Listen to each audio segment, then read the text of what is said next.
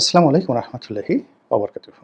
সম্মানিত দর্শক, শেখ হাসিনার শাসনকালের অবসান হওয়ার ১ বছর হয়ে গেছে। আর ঠিক এই ১ বছরে আমরা সবাই মোরাললেস এখন কল্পনা করা শুরু করেছি, মূল্যায়ন করা শুরু করেছি। শেখ হাসিনার জমানাটা আসলে কেমন ছিল? এবং সাধারণত যেটা হয়, যখন একটা চলমান সময় থাকে, চলমান সময় নিয়ে মানুষ কিন্তু সবসময় উদাসীন থাকে। ভীষণ রকম উদাসীন থাকে। এবং এখানে উদাসীনতার পরিমাণ হলো লাখের মধ্যে ৯৯,৯৯৯ জন। আর মাত্র একজন লোক চলমান সময়টাকে মূল্যায়ন করতে পারে। বাকি সবাই বাতাস যেভাবে প্রবাহিত হচ্ছে ওভাবে তাল মেলাও, আনন্দ করো, ফুর্তি করো অথবা আহাজারি করো, কান্না করো। কিন্তু কান্নার মধ্যে যে হাসি আছে বা হাসির মধ্যে যে কান্না লুকায়িত রয়েছে, এই বিষয়গুলো মূল্যায়ন করার জন্য চলমান সময়কে যেভাবে পর্যালোচনা করা দরকার, ওই ঝুঁকি আমরা নিতে চাই না। ফলে কি হলো, শেখ হাসিনার জামানাতে যেভাবে আমরা তার চলমান সময়টিকে মূল্যায়ন না করে আমরা তার যে কর্মকাণ্ড, আওয়ামী লীগের অতীত কর্মকাণ্ড এবং তার দ্বারা ভবিষ্যতে আর কী ক্ষতি হতে পারে, এই বিষয়গুলোকে নিয়ে সবসময় যেভাবে উদগ্রীব ছিলাম, তদ্রূপ গত একটা বছর আমাদের আসলে জীবনে সত্যিকার অর্থে কতটা সফলতা এসেছে, কতটা ব্যর্থতা এসেছে, ওটা নিয়ে আমরা ওয়াকিবহাল ছিলাম না। ১ বছর চলে যাওয়ার পরে আমরা সেই অতীতকাল নিয়ে এখন মূল্যায়ন করা শুরু করেছি এবং এটা আমাদের দেশের রিয়ালিটি। আমাদের দেশের কিছু মানুষ যারা ভালো প্রেডিকশন করতে পারেন, হয়তো অনেকে করেন, তাদেরকে আসলে আমাদের দেশের সমাজ পছন্দ করে না, গ্রহণ করতে পারে না। বা যখন চলমান সময় একটা ঘটনা ঘটে, আজকে কি ঘটতে পারে, এই বিষয়গুলো নিয়ে যখন মানুষ বলে, আমরা তাদেরকে খুব নেতিবাচক কথাবার্তা বলি। কিন্তু পৃথিবীটা একটা সংখ্যা তত্ত্বে চলে। মানে গাণিতিকভাবে এই পৃথিবীটা চলে। এই পৃথিবীর আকার এবং আয়তন, এই পৃথিবীর গ্রহ, নক্ষত্র, তারকারাজি, এর সব কিছুরই একটা গাণিতিক সংযোগ রয়েছে।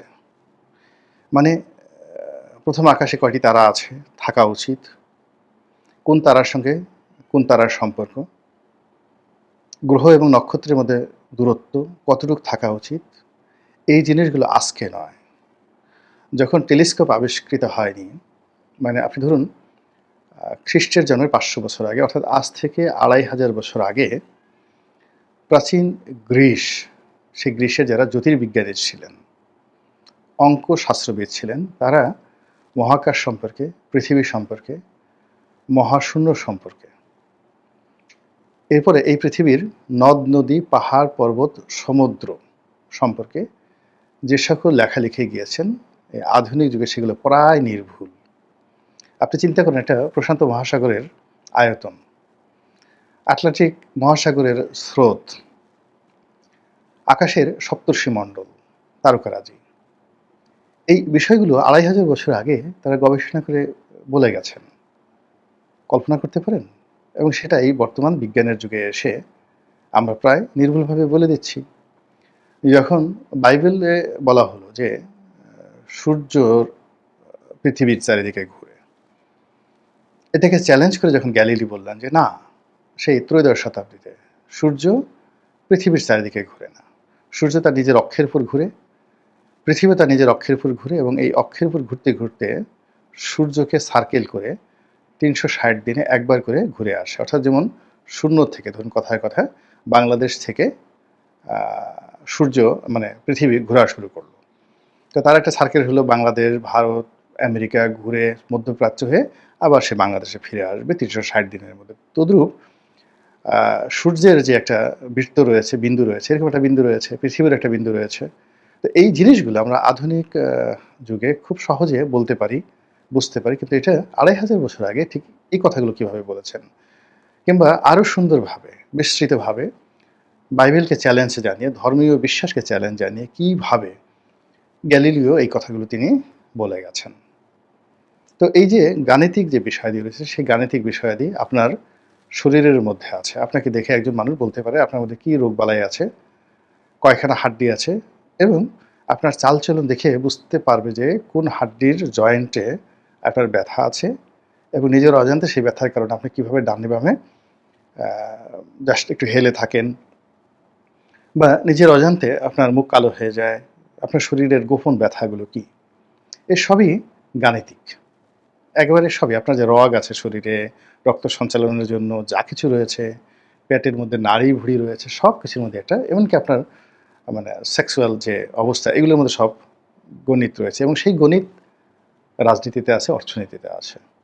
ফলে আপনি দেখুন ইকোনমিস্টের মতো পত্রিকা বাংলাদেশ আগামী ১০ বছর পরে কি করতে পারবে এই জিনিসগুলো তারা প্রেডিকশন করে দিচ্ছে। টাইম ম্যাগাজিনের মতো পত্রিকা আগামী ১০ বছর পরে বাংলাদেশের রাজনীতি কোথায় গিয়ে শেপ হবে সেই জিনিসগুলো তারা বলে দিচ্ছে এবং প্রায় সব ক্ষেত্রে হুবহু সেই ঘটনাগুলো ঘটে যাচ্ছে। তো সেই দিক থেকে আমরা এই যে চলমান সময় যারা কথাবার্তা বলি বা বলতে চাই তাদেরকে আমরা আসলে এরকম পণ্ডিত পছন্দ করি না। আমরা বোকা লোকদেরকে ভীষণ রকম পছন্দ করি। হাবা গোবাদের খুব পছন্দ করি। উদাসীন লোকদের পছন্দ করি। যাদেরকে ঠকানো যায় তাদেরকে খুব পছন্দ করি। এরকম যাকে নিয়ে স্বপ্ন দেখা যায় তাদেরকে আমরা ভালোবাসতে চাই। যেমন কোনো নায়ক, নায়িকা তাদেরকে আমরা জানি যে কোনোদিন পাবো না। চাঁদকে আমরা কোনোদিন স্পর্শ করতে পারবো না। কিন্তু আমরা তাদেরকে ভালোবাসতে চাই। এই হলো মানুষের প্রকৃতি। তো সেই যে শেখ হাসিনাকে নিয়ে বা বর্তমান ডক্টর মোহাম্মদ ইউনূসকে দিয়ে আমাদের যে স্বাভাবিক বোধ বুদ্ধি এটা এই গত ১ বছরের স্বপ্ন বাসরের মধ্যে ছিল। আর এখন আমরা বাস্তবতায় চলে এসেছি। আজকের এই সময়টিতে সবাই বলার চেষ্টা করছেন কোন জমানা ভালো ছিল, শেখ হাসিনার জমানা না ইউনূসের জমানা। সবাই একথাও মূল্যায়ন করার চেষ্টা করছে যে আওয়ামী লীগ চলে গেছে। সেখানে যদি বিএনপি আসে, বিএনপি আসলে কতটা ভালো করতে পারবে? বিএনপির যদি ৫০ জন মন্ত্রী থাকেন, এখন ধরুন লুৎফুজ্জামান বাবর যদি মন্ত্রী হন, প্রধানমন্ত্রী যদি জনাব তারেক রহমান সাহেব হন, তারপরে মির্জা ফখরুল সাহেব যদি মন্ত্রী হন, অন্য সবাই যারা অতীতে মন্ত্রী ছিলেন তারাই তো চালাবেন। বিএনপি তো আর নতুন করে আওয়ামী লীগের লোকজনকে মন্ত্রী বানাবে না। তো সেক্ষেত্রে সরকারের চরিত্র কেমন হবে? সরকারের সফলতা কেমন হবে? এখানে বিজ্ঞানের যে সূত্র, সেই বিজ্ঞানের সূত্র অনুযায়ী আ একটা মানুষের যে চিন্তা এবং চেতনা ও জন্মের পরে তার মস্তিষ্ক যেভাবে গঠিত হয় এবং ১০ বছর পর্যন্ত ওখানে যে তথ্য এবং ডাটাগুলো ঢুকানো থাকে, সারা জীবন সে তার দ্বারাই পরিচালিত হয়। ফলে জীবনের সব পরিবর্তন করা সম্ভব, একটা মানুষের চরিত্র কখনো পরিবর্তন করা সম্ভব নয়। খারাপ মানুষ সারা জীবনে খারাপ, ভালো মানুষ সারা জীবন ভালো। আপনি বড়জোর নিজের কতগুলো বিষয় গোপন রাখতে পারেন বা কতগুলো বিষয় আপনি অভিনয় করতে পারেন।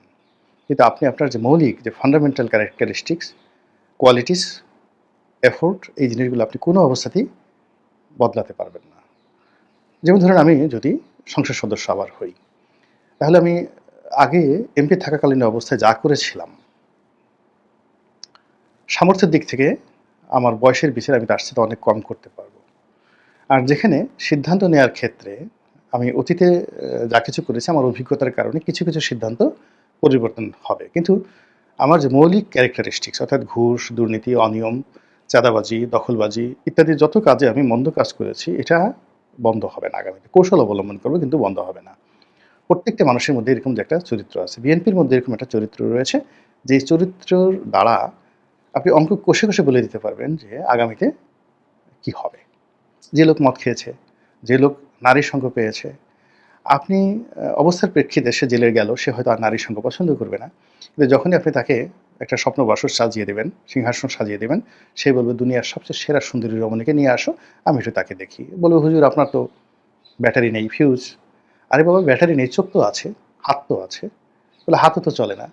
বলে তোরা তো আছিস, আমার হাতটা নিয়ে সেই নারীর অঙ্গের উপর রাখবি।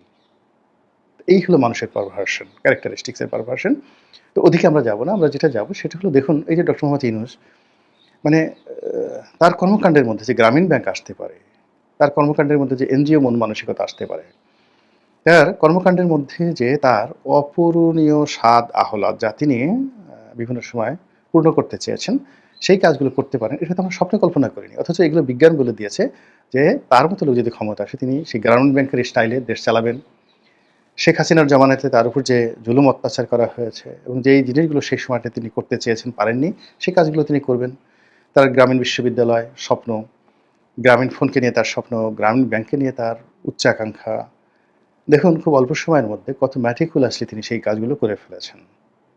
বিএনপি যদি ক্ষমতায় আসে সেম কাজটা করবে এবং আওয়ামী লীগ যদি আবার ক্ষমতায় আসে তাহলে ৭৩ আওয়ামী লীগ যা করেছে, ৯৬ তে আওয়ামী লীগ যা করেছে, ৯ থেকে ২০২৫ পর্যন্ত ২৪ পর্যন্ত আওয়ামী লীগ যা করেছে, ওর চাইতে খুব বেশি পরিবর্তন হবে না। বরং মন্দ জিনিসগুলো আরও মন্দ হবে, আর আওয়ামী লীগের ভালো কাজগুলো আরও ভালো হবে। কিন্তু ক্যারেক্টারিস্টিক্স পরিবর্তন হবে না। এটাই হলো বাস্তবতা। তো সেই দিক থেকে আসলে ডক্টর মোহাম্মদ ইউনূস এবং শেখ হাসিনা তাদের ভালো, ভালো কি দিক রয়েছে এই বিষয়গুলো নিয়ে বলতে গেলে আ অনেক মহাকাব্য রচনা হবে। কেননা প্রত্যেকটি মানুষের মধ্যেই ভালো মন্দ রয়েছে। শেখ হাসিনারও আছে, ডক্টর মোহাম্মদ ইউনূসেরও আছে এবং এখন যদি আমি এই কথা বলতে যাই, তাহলে অনেকে বলবেন যে, "এই তুমি একসময় আওয়ামী লীগ করতে, তোমার মায়ের কথা মনে পড়েছে। এখন তুমি সুকৌশলে তোমার মায়ের প্রশংসা করছো।" আবার ডক্টর মোহাম্মদ ইউনূসের প্রশংসা করলে বলবেন যে, "ওরে বাবা! জানি, জানি, জানি নিশ্চয়ই কোনো বিপদে পড়েছে। পিছন থেকে ডক্টর মোহাম্মদ ইউনূস তার বাহিনী দিয়ে এমন কিছু মিস্টার রনিকে দিয়েছে, এখন সে ইউনূসকে আব্বা ডাকা শুরু করে দিয়েছে।" তো কাজেই এই সমস্ত কথাবার্তা না বলে বরং দুজনের যে সমালোচনার যে জায়গা, খুব মৃদুভাবে সেই সমালোচনার জায়গাগুলো একটা মিল রাখার চেষ্টা করছি। আমার কাছে যেটা মনে হয়েছে যে, শেখ হাসিনা এবং ডক্টর মোহাম্মদ ইউনূস দুজনই প্রচুর হাসতে পারেন এবং নিজের যে দুঃখ, বেদনা, কষ্ট, ক্রোধ এগুলো তারা মানে যাকে বলা হয় লুকিয়ে রাখতে পারেন। মনের কথা মনে লুকিয়ে রাখতে পারেন। শেখ হাসিনার ঠোঁটকাটা মাঝে মধ্যে শুধু মুখ ফসকে কিছু কথা বলে ফেলেন বটে, কিন্তু আসল কথা তিনি বলেন না। আর ডক্টর মোহাম্মদ ইউনূস তিনিও দেখবেন যে ইতিমধ্যে মুখ ফসকে কিন্তু বেশ কিছু কথাবার্তা তিনি বলে ফেলেছেন। লড়র-ভড়র একটা দল মানে বিএনপিকে উদ্দেশ্য করে নির্বাচন চায় না বা সংস্কার চায় না ইত্যাদি, ইত্যাদি নানা রকম কথাবার্তা কিন্তু তিনি খুব চেষ্টা করছেন, কিন্তু তার মধ্যেও লড়র-ভড়র বের হয়ে গেছে। উভয়ই মানে সব ক্ষেত্রে তার একক কর্তৃত্ব দেখাতে চান। শেখ হাসিনা এবং ডক্টর মোহাম্মদ ইউনূস। এখানে এক চুল ছাড় নেই। কেউ কাউকে ছাড় দিতে চান না। উভয় বিদেশ ভ্রমণ খুব পছন্দ করেন। ঘন, ঘন বিদেশ যেতে পছন্দ করেন এবং রাষ্ট্রীয় অর্থে যতটা সম্ভব বিদেশে আরাম-আয়েশ, সুখ-স্বাচ্ছন্দ্য, ভুং-ভাং, পোস-পাস যা আমরা আঞ্চলিক ভাষায় বলি, সেই জিনিসগুলো তারা করতে চান এবং সেটা তারা রাষ্ট্র ক্ষমতায় শেখ হাসিনা যেভাবে করেছেন, ডক্টর মোহাম্মদ ইউনূস তার চেয়ে কোনো অংশে কম করেননি। তার যদি আওয়ামী লীগের মতো একটা দল থাকতো, তিনি তাহলে দুটো জাম্বো জেট ভাড়া করে তিনি সেখানে যেতেন। এতে কোনো সন্দেহ নেই। এরপর যেটা হলো, সেটা হলো উভয়ই নিজেকে খুব জ্ঞানী মনে করেন, পণ্ডিত এবং বিদগ্ধ জন মনে করেন। আর তাদের সামনে তারা যখন কথা বলেন, তাদের সামনে কাউকে তারা কথা বলতে দেন না। কেউ যদি বেয়াদবের মতো বেয়াড়া হয়ে কথা বলতে চান, তখন তারা উভয়ে শেখ হাসিনা এবং ডক্টর মোহাম্মদ ইউনূস উভয়ে চুপ হয়ে যান।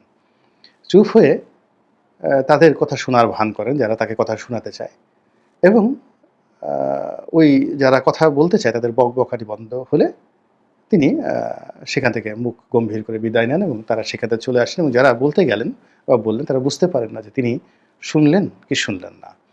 তিনি রাগ করলেন কি করলেন না। ওটা হলো তিনি যখন নিয়ন্ত্রণ করতে পারেন না যে তার জবানকে যে আমি কথা বলব, কিন্তু কিছু লোক দাঁড়িয়ে বলল যে স্যার আমি কথা বলব বা আপা আমি কথা বলব। তো ঠিক আছে বলতে যাও বলো। তখন সে আকাশের দিকে তাকিয়ে থাকলো, বাতাসের দিকে তাকিয়ে থাকলো, অমনোযোগী হলো, বিরক্তি প্রকাশ করলো আর ওই লোক বলেই গেল। এক কান্দে তিনি শুনলেন আর এক কান্দে তিনি বের করলেন। এই হলো অবস্থা। এরপর প্রতিশোধ পরায়ণতা। সেই প্রতিশোধ পরায়ণতা উভয়ের মধ্যে আছে। কোনো সন্দেহ নেই, ইন ডিটেইলস এ গেলাম না। আরেকটা হলো আত্মীয়তোষণ। আত্মীয়তোষণ ডক্টর মোহাম্মদ ইউনূসের যেভাবে আছে, শেখ হাসিনার চাইতে আমার কাছে মনে হয় ডক্টর মোহাম্মদ ইউনূস এখানে কোনো অংশে কম নয়, বরং বেশি হতে পারেন। উনার যেমন একটা শেখ পরিবারের প্রীতি আছে, উনারও তদ্রুপ উনার ভাই, ব্রাদার, আত্মীয়স্বজন, বান্ধবী, গ্রামীণ ব্যাংকের সহকর্মী এরকম রয়েছে। শেখ হাসিনার যেমন একটা আঞ্চলিক দোষে তিনি দুষ্ট। ফরিদপুরের মানুষ হলে, গোপালগঞ্জের মানুষ হলে, টুঙ্গিপাড়ার মানুষ হলে ৭ খুন মাপ। ডক্টর মোহাম্মদ ইউনূসের একই অবস্থা। চট্টগ্রামের মানুষ হলে ৭ খুন মাপ, গ্রামীণ ব্যাংকের লোক হলে ৭ খুন মাপ। শেখ হাসিনা বিদেশে গেলে প্রত্যেকবারই একটা করে ডিগ্রি নিয়ে আসতেন। ডক্টর মোহাম্মদ ইউনূস বিদেশে গেলে একটা করে ডিগ্রি নিয়ে আসেন, অতীতেও নিয়ে এসেছেন। এই ১১ মাসে বা ১২ মাসে ১ বছরে তিনিও সেই ডিগ্রি যথাসম্ভব বিদেশ থেকে আনার চেষ্টা করেছেন। শেখ হাসিনা বিদেশে গেলে সংবাদ সম্মেলন করতেন, সাংবাদিকদের সাথে কথাবার্তা বলতেন এবং ইংরেজিতে কথা বলার চেষ্টা করতেন। BBC, CNN, Al Jazeera, voice of America সকল পত্র-পত্রিকার সঙ্গে তিনি কথাবার্তা বলতেন। আর ডক্টর মোহাম্মদ ইউনূস এটাকে আরও চমৎকারভাবে বলেন। তো এই যে তাদের মধ্যে যে মিলগুলো রয়েছে, এরকম মিল বললে ১০০টা মিল হয়তো বলা যাবে। আর অমিল তাও হয়তো বলা যাবে। কিন্তু সেদিকে আমরা গেলাম না, গুণের দিকে না গেলাম। কিন্তু এই যে মিলগুলো বললাম, সেই মিলের ফলে আপনি দেখেন আ আমাদের যে রাজনীতিতে যেই লাউ সেই কদু হয়ে যাচ্ছে। তারপরে আ আগে সেই যা ছিল তাই আরো খারাপ অবস্থার দিকে যাচ্ছে, ক্রমাগত হচ্ছে। এই মিলগুলো থাকার কারণে। এখানে যদি সবকিছু রিভার্স হতো, সবকিছু রিভার্স হতো। শেখ হাসিনার গুণগুলোর রিভার্স গুণ হতো। শেখ হাসিনার মানে দোষগুলো রিভার্স দোষ হতো। তাহলে এখানে একটা ব্যাপক বিপ্লব হয়ে যেত। যেটি হচ্ছে না। ফলে আমরা নতুন কোনো কিছু দেখতে পাচ্ছি না। নতুন কোনো স্বাদ নেই, নতুন কোনো গন্ধ নেই, নতুন কোনো আহ্লাদ নেই। সবকিছুর মধ্যেই সেই পুরাতন প্রতিচ্ছবি। মহান আল্লাহ আমাদের সবাইকে হেদায়েত দান করুন এবং হেফাজত করুন। আসসালামু আলাইকুম ওয়া রাহমাতুল্লাহি ওয়া বারাকাতুহু।